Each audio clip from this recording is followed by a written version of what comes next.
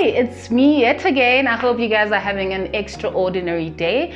It's Repetile, the founder of Matters of the Brain. So today we will be speaking about symptoms and how I actually started feeling a certain way and wanted to take action.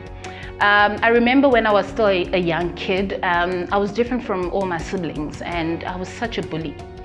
And no one could understand where that was coming from. I would also isolate myself in the same situation. I would not want to, chill with my friends, play around, play house, play, umgusha. That's what they call it in Ekasi. And like being a funi at all, nik sabatle ho dlala umgusha and nik sabatle ho bloma, I just felt like being alone kneeling to and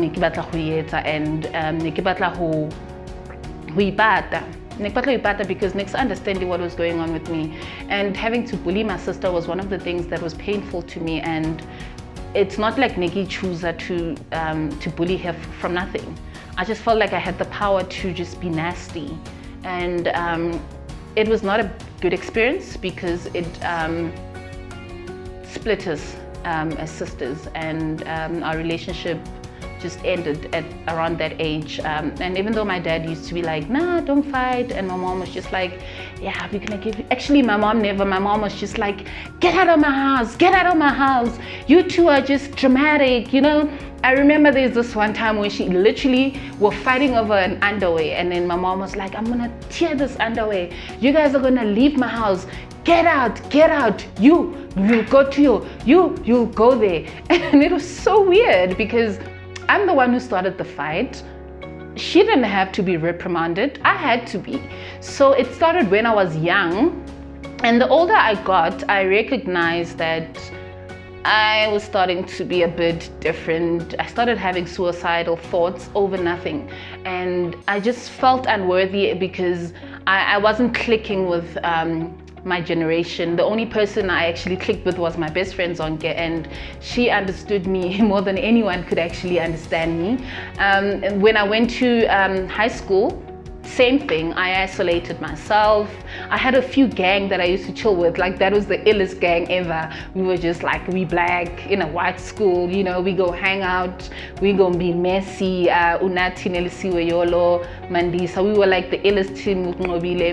I joined the gang, but I still isolated myself yet again, even though they were trying to accommodate me because I was new in the school in grade 9, and there was also one of my friends who was trying to accommodate me. May his soul rest in peace, Njabulo.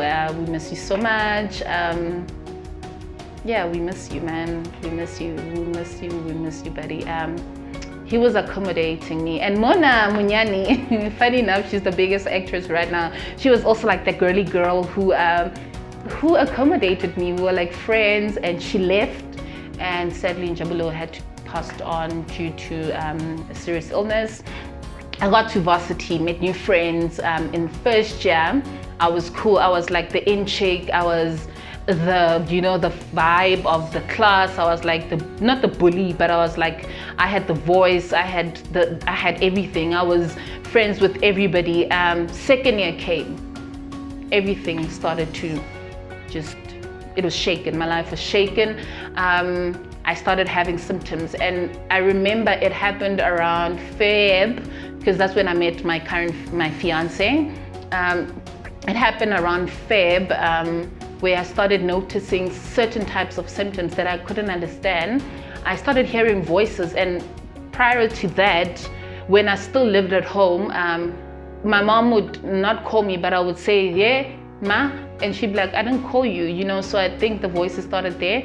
And then in second year, the voices kept going on and on and on. I kept hearing voices, and I kept answering to things that were not there, and hallucinations, sleepless nights, sweating, heart palpitations, loss of appetite, and I didn't understand what was going on, and I kept going to my GP, and he kept giving me antidepressants, and he said, no, you'll be fine, just give it time, the medication will get in your system.